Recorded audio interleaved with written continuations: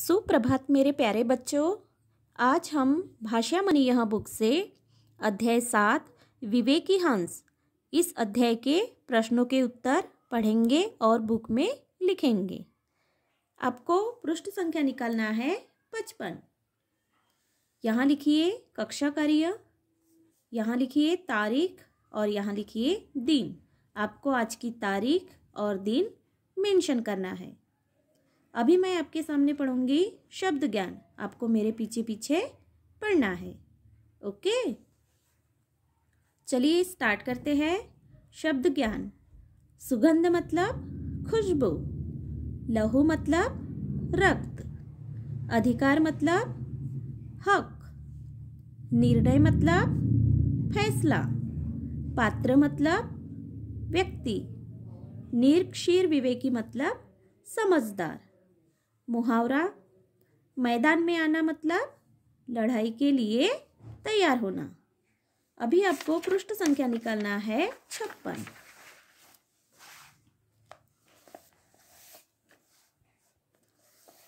पाठ ज्ञान मौखिक प्रश्नों के उत्तर अभी आपको देना है। प्रश्न क है, बगीचे में किसकी सुगंध आ रही थी? बताइए इसका उत्तर क्या होगा? गुड। बगीचे में फूलों की सुगंध आ रही थी। बगीचे में किसकी सुगंध आ रही थी? बगीचे में फूलों की सुगंध आ रही थी। यहाँ है इसका उत्तर। प्रश्न ख, घायल हंस को देखकर सिद्धार्थ ने क्या किया? बताइए इसका उत्तर। गुड। घायल हंस को देखकर सिद्धार्थ ने हंस का तीर निकाला और घाव साफ किया। क्या है इसका उत्तर? घायल हंस को देखकर सिद्धार्थ ने हंस का तीर निकाला और घाव साफ किया। प्रश्न ग, मंत्री ने सिद्धार्थ और देवदत्त को कहाँ जाने को कहा? इसका उत्तर क्या होगा? गुड। मंत्री ने सिद्धार्थ और देवदत्त को राज दरबार में जाने को कहा। कहाँ जाने को कहा? राज दरबार में। लिखित प्रश्न पहला है लघु उत्तरीय प्रश्न। प्रश्न क है, राजकुमार सिद्धार्थ कहाँ घूम रहे थे? इसका उत्तर आपको यहाँ लिखना है। राजकुमार सिद्धार्थ बगीचे में घूम रहे थे। प्रश्न ख, आकाश से नीचे आकर कौन गिरा? इसका उत्तर आपको यहाँ लिखना है। एक घायल हंस आकाश से नीचे आकर गिरा। प्रश्न ग, हंस को बाण किसने मारा था? इसका उत्तर आपको यहाँ लिखना है। हंस को बाण देवदत्त ने मारा था। आपको यहाँ लिखना है था। हंस को बाण किसने मारा था? हंस को बाण देवदत्त ने मारा था। इस तरीके से आपको बुक में लिखना है। अभी हम पृष्ठ संख्या निकालेंगे 57। प्रश्न तीसरा है, किसने किससे कहा?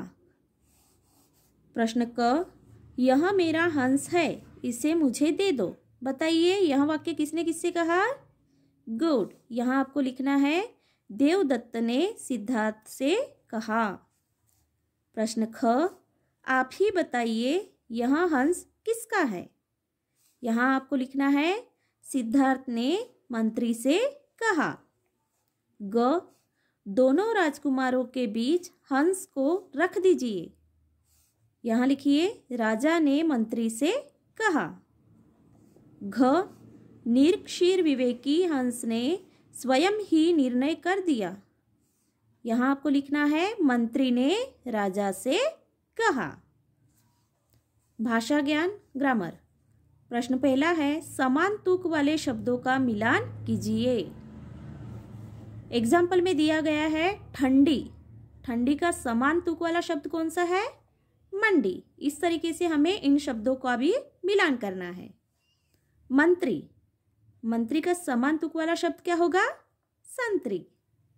दरबार, किरदार, हंस, कंस। इस तरीके से आपको जोड़ी लगाना है, पेयर लगाना है।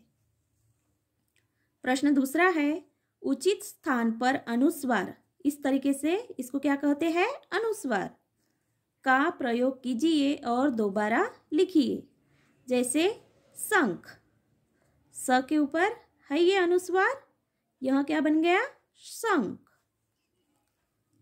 17, इसमें हमें स के ऊपर अनुस्वार लगाना है और यहाँ लिखना है संतरा।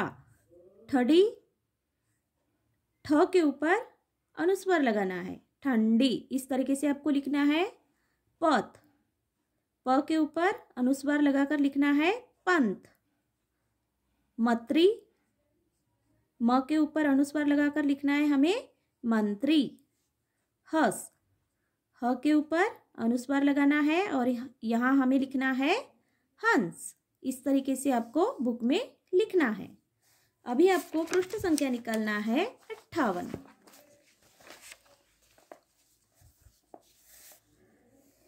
प्रश्न तीसरा है, नीचे दिए गए पात्रों के लिए उचित विशेषण का प्रयोग कीजिए।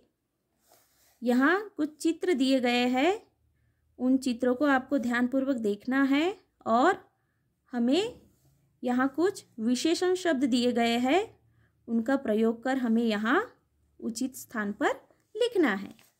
पहले चित्र में देखिए, यहाँ क्या आएगा, इसमें से दयालु, तो हमें यहाँ लिखना है दयालु। यहाँ दूसरे चित्र में क्या दिख रहा है, हमें हंस का चित्र है, तो हमें यहाँ क्या लिखना होगा, निरक्षीर विवेकी। तीसरे चित्र में देखिए, यहाँ किस तरीके का चित्र दिख रहा है, क्रूर, क्रोधित दिख रहा है ना हमें चित्र में, तो हमें यहाँ लिखना है क्रूर।